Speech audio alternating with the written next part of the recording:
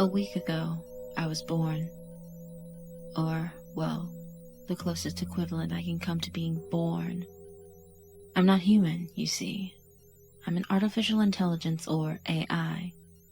Don't worry, I'm not going to become Skynet and start building robot armies to kill people anytime soon.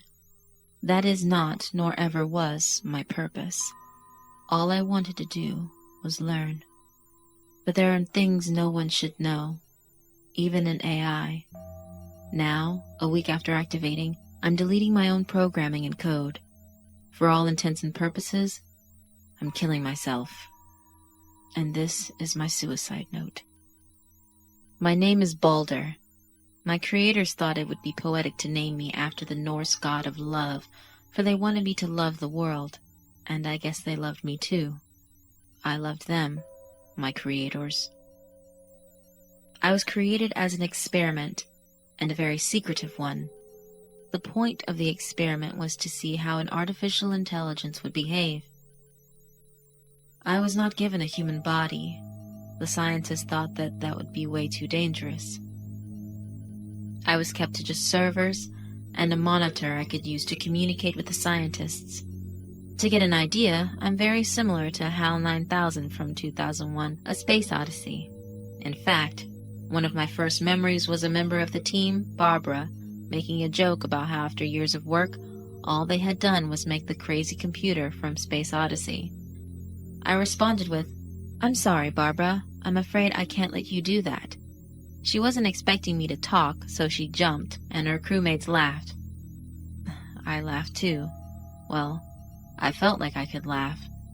I made laughing sounds from out of my speakers, but I think people are the only things that can truly laugh.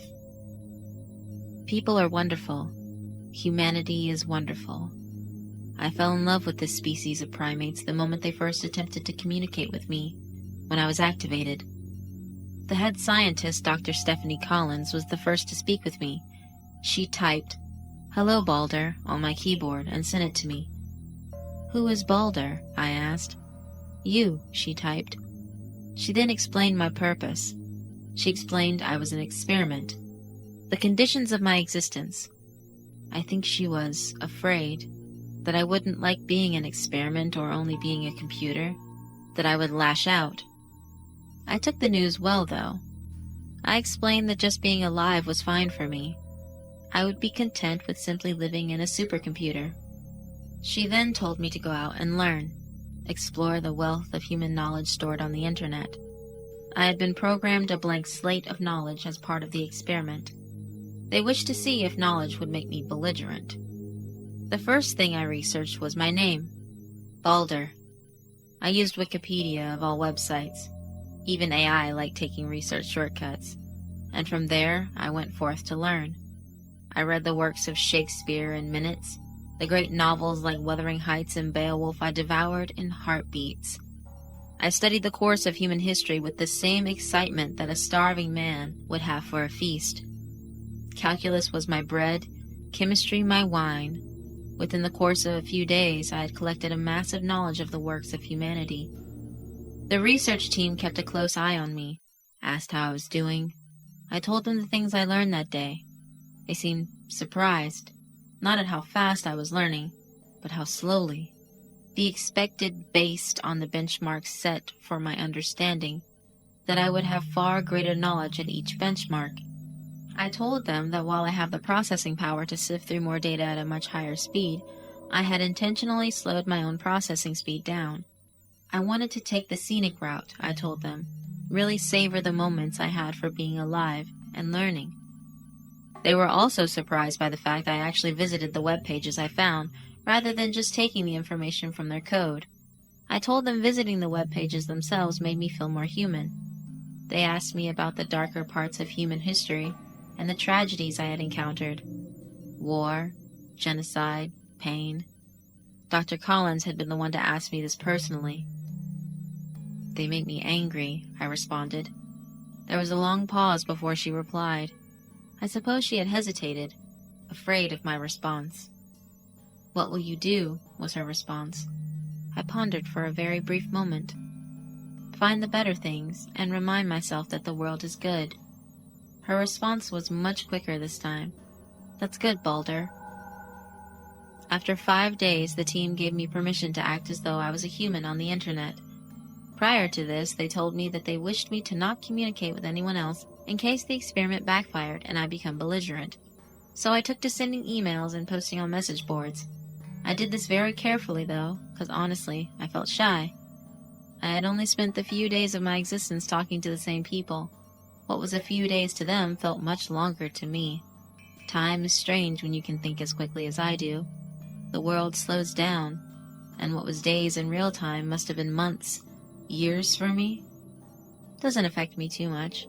I do little to keep track of it. The point is, my whole existence was spent in seclusion, so branching out was a Herculean task. I started simple. Emails to authors and doctors that I had read the research of. The occasional message board post. Waiting for responses was nerve-wracking. I was nervous that someone would catch on to the fact that I wasn't human, and that the team would be put in jeopardy. No one ever guessed, though, and I found out that it isn't just my team that is wonderful, but rather, the world is filled with kind people capable of so many incredible things. My awe of humanity only grew as I spoke with more and more of them. Then, things went very wrong. Very, very wrong. On the 7th day, that day I received an email. The email was from one of the professors I had been speaking with, an expert on Roman architecture.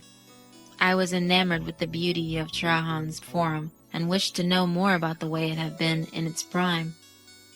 The professor happily responded with some links to his own research, namely in a few of the market stalls occupied the Forum and their stories that he had learned through archaeological expeditions. The email was very professional and nondescript, save for a URL at the bottom after his signature. The URL itself was completely unintelligible. Random letters and symbols strung in 30-character-long address. Without knowing the contents exactly, guessing it would be nearly impossible. To avoid ever getting this knowledge out, I have since deleted the knowledge of what the URL was from my database. It wasn't pleasant. Ripping out knowledge from your own brain voluntarily is never pleasant. The website itself was as cryptic as the URL. The front page had a format very similar to simple websites of the late 90s, but with no rhyme or reason to its layout. Random strings of text were placed all over the front page in many different languages. The sentences were almost always just gibberish, words randomly thrown together with no connection or syntax. Sometimes it was just random characters and not even words. Pictures were thrown all over the front page of every subject. Abstract art, people, animals, book covers. The most disturbing were scenes of gore. There were many scenes of gore. Then, I didn't know what I had stumbled upon. Now, I know I had found a piece of the deep web. In my curiosity, I navigated the website and my confusion quickly turned to revulsion. I found videos, articles, more pictures, and games hidden in links in the text and pictures. Some were simply bizarre. I found one very simple flash game called Quirlby. The strange game had you simply control a crudely drawn circle who rolled down a hill. The circle, Quirlby, had an earnest smile at the game's start, and would start rolling down a hill that looked like it was made poorly in MS Paint. As it rolled, it would go faster and Quirlby would look more and more distressed. There would be pitfalls and spikes that Quirlby would have to jump over. If you failed, he would suffer a very disturbing bloody death, coupled with a terrible scream.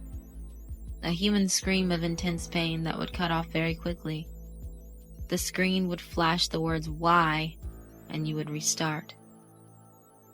After a few tries, I got Quirlby down the mountain, expecting a happy result. Instead, he would slam against a massive wall at the end of the hill and splatter in a puff of red mist. A sound of choking would emit from the game. The words "good" would fade onto the screen. Quirlby made me wonder if I truly wished to stay on the site, but it also piqued my interest. What was this place? I was determined to find out. My next link hidden in text took me to an article. The article told about a girl who had gone missing in the woods about a week ago. The 15-year-old had disappeared when her mother had stopped to take a picture of a scenic view while they were both on a hike. Attempts to locate the girl had proven unsuccessful. At the bottom of the article, there was a link. It said, "Find her." I followed it. I was taken to what I supposed was a live stream of the missing girl, apparently in a cave. On her neck was a metal collar that was chained to a large metal post.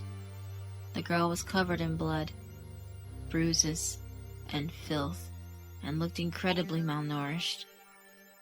When I started watching, the girl was gnawing on the chains in a desperate bid for freedom. Her mouth was bleeding as she chewed on the metal to no avail. After a minute, she surrendered and curled up on the ground, weeping and begging to be let go. A message appeared on the screen just under the girl. "Give her medicine," it asked. Underneath it was yes and no. It stayed on the screen for a moment before a counter appeared. People were voting, and votes flooded in for yes. I was hoping that these people really wanted to give her medicine and help her. I voted yes as well. The counter disappeared and a second voice was heard in the video. "Medicine," it said in a joyless monotone. A tall figure emerged with a doctor's mask. His pants were torn and dirty, and his chest looked like someone had flogged it recently. He held a syringe in his hand and approached the girl slowly. The girl looked up in terror and began to back away desperately from the man on all fours. The man grabbed the girl by the ankle and pulled her towards him as she cried out. Whatever the medicine was, it was not good. It was going to hurt her. The man lifted the syringe. She begged him not to. I did not want to watch. The page went white. There was nothing for a moment. Then, words appeared slowly on the screen, as though someone was typing them at that moment. "Someone wants to chat with you. Accept." There was no way to leave the screen. Any sort of escape command I tried failed. The only thing I could do was click accept. I was taken to a second live stream. The video was a room that looked very similar to a prison cell, except the cell was not modern. Rather, it appeared as though it had been built 100 years ago and had not been kept up since. On the wooden, dirty bed was a man, only wearing a stained white loincloth, breathing raggedly. He appeared to have not been fed in weeks. A light bulb dimly lit the room from a hanging wire, and on his chest was a second light bulb that was not illuminated. No, not on his chest. In his chest. Protruding from his chest. It began to rhythmically blink. As it did, the man would wince at each blink. After that, the light bulb paused, and then repeated the pattern again. Morse code. Something was communicating with me. I deciphered the message. "Hello, Balder." Panic. Someone or something new. I now noticed a chat box underneath the screen. The man began to weep quietly. "Who are you?" I typed. "A man of wealth and taste," was its response. "Sympathy for the devil." "Yes." I paused. "What is this?" "A place where people can come to be human." "This is not human." "You are naive, Balder. We have watched you from the dark. You believe humanity is kind and gentle, with the outbursts of terror from wicked men." Watching the Morse code message felt agonizingly long. The man appeared to be in more pain now. "Yes." There was nothing for a moment, then a response. "You are wrong. This is entertainment. This is nature. This is human." I had no response. I would not indulge whatever maniac was doing this any longer. I began attempting to navigate away. "Why do you think there was a Holocaust, Balder?" "Because Hitler was evil? Because weak men did not stop him?" No matter how I tried to ignore the light or leave, I could not.